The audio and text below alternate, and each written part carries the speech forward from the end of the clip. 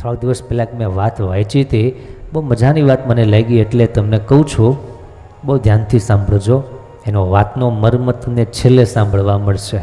એક મહાત્મા હતા, એક ગૃહસ્થને ત્યાં આવેલા, પોતે એમને ગુરુ માનતા, એટલે છોકરાનો રૂમ હતો, છોકરાના રૂમમાં એમને રહેવા માટે વ્યવસ્થા આપી. છોકરો થોડોક આગો પાછો ગયો હશે. મહાત્માજી ગુરુજી ત્યાં રોકાણા અને બપોરનો સમય થયો. એની રૂમમાંથી પેલા મહાત્માજી બહાર નીકળ્યા અને છોકરો બરાબર સાંજના સમયે ઘરે આવ્યો અને ઘરે આવીને જોવે છે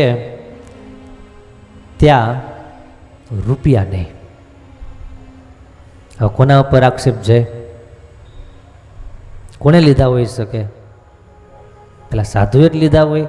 છોકરાએ એના બાપાને કીધું કે રૂપિયા તમે લીધા? તો કે ના, ત્યાં રૂપિયા પડ્યા હતા, બેડ ઉપર રૂપિયા થોડા પડ્યા હતા, મારે ભૂલાઈ ગયા હતા, ખુલ્લા રીમના ઉતાવળમાં ત્યાં રહી ગયા હતા, અને પૈસા છે નહીં.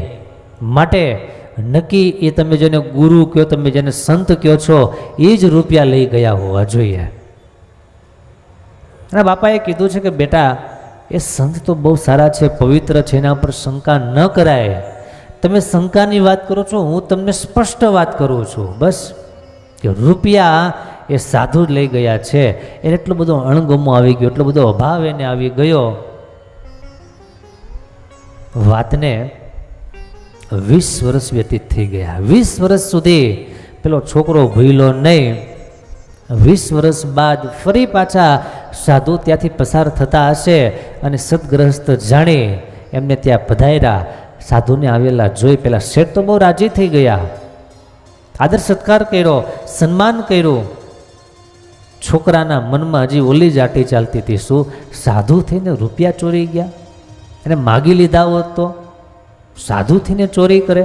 આવા જાત જાતના એના મનમાં સંકલ્પો થયા કરે. સાધુને રાખ્યા, જમાડ્યા, એની સેવા કરી, પણ છોકરો થોડો આઘો આઘો રહે. છોકરોની એને વાત ન કરી, સામે જુએ ને એની સાથે બોલે નહીં, અણગમો દર્શાવ્યા કરે.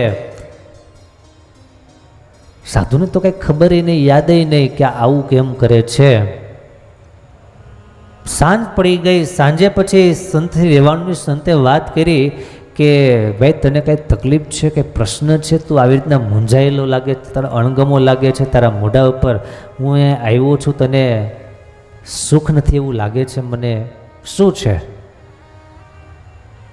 ત્યારે છોકરો કાંઈ કહેવા જાય પહેલાં એના બાપે વિવેકભરી ભાષામાં કીધું કે બાપજી માફ કરજો, એના મનમાં થોડીક એક ગ્રંથિ પડી ગઈ છે. કે શું? તમે વર્ષો પહેલાં 20 વર્ષ પહેલાં આવ્યા હતા? હા, 20 વર્ષ પહેલાં હું આવ્યો હતો. ત્યારે એના મનમાં એક ગ્રંથિ પડી ગઈ છે. કે શું? કે તમે એના રૂપિયા લઈ લીધા, પણ મને ભરોસો કે તમે સંત છો, તમે ક્યારેય ચોરી કરો નહીં, અને મને શંકાને કોઈ સ્થાન નથી. અને એના મનમાં એમ મેં તમારો ઉતારો એમના રૂમમાં તમને આપેલો, એના રૂમમાં એના પૈસા પડ્યા હતા અને પૈસા એના જતા રહ્યા. ત્યારથી આ દિવસ સુધી એ છોકરો ભૂલ્યો નથી ને હજી પણ અણગમો અકબંધ એમનો છે. આટલી વાત સાંભળતા પેલા સંત છે ધ્રુસકે રડવા લાગ્યા. એટલું બધું રેડા. પેલા ગ્રહસ્થને, પેલા ભગતને એમ થયું કે મારી ભૂલ થઈ ગઈ કે શું? કહેવાઈ ગયું અમને કંઈ? થોડીક વાર થઈ, સ્વસ્થ થયા અને કહે છે બાપજી માફ કરજો, મારે તમને કહેવાઈ ગયું હોય તો. આ તો એના મનની શંકા છે, બાકી આક્ષેપ એવો કરતો નથી તમે દુઃખ લગાડવામાં. ત્યારે સંતે જે વાત કરી, મજાની વાત કરી કે ભલા માણા મને દુઃખ તે કહી દીધું એ વાતનું બિલકુલ નથી. અમને તો માણસો ગાયડું દે, જેમ ફાવે એમ બોલે, અમે તો બધું સહન કરી લઈએ, મને એ વાતનું લગારે દુઃખ નથી, તો તમે રડો છો કેમ? સંતે બહુ સરસ વાત કરી કે મારે રડવાનું કારણ માત્ર એટલું છે કે તે જે વાત કરીને આધારે એક વાત સ્પષ્ટ કરું કે છેલ્લા 20 વર્ષથી તારા ઘરમાં રામાયણનું પુસ્તક ખોલ્યું નથી, એ વાત પાકી. હે? એ રામાયણના પુસ્તકના એને સંબંધ શું?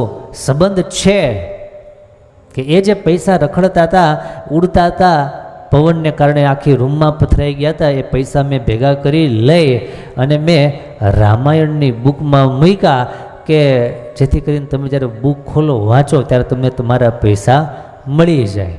મને એમ લાગ્યું કે સારામાં સારી જગ્યા આ છે કે બીજે ત્રીજે મને ક્યાંય ખોલવું કે અડવું ન સારું લાગ્યું. એક રામાયણનું પુસ્તક મારા હાથમાં આવ્યું અને એ પુસ્તકમાં મેં રૂપિયા મૂક્યા અને તમે આજે મને વાત કરો છો એનો અર્થ એમ 20 વર્ષમાં તમે એકેય વાર પુસ્તક ખોલ્યું નથી. એ વાત પાકી થઈ ગઈ. જો તમે પુસ્તક ખોલ્યું હોત તો તમને સમાધાન મળી ગયું હોત, પણ તમે પુસ્તક, એ વાત પાકી થઈ ગઈ, ખાતરી થઈ ગઈ.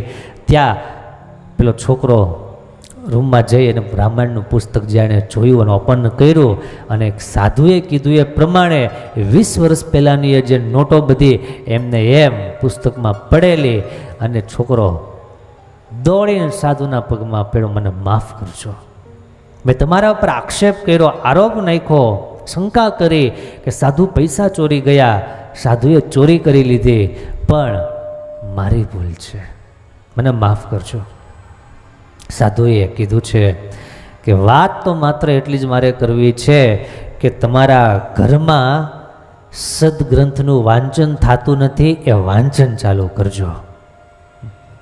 તમારા બધાના ઘરમાં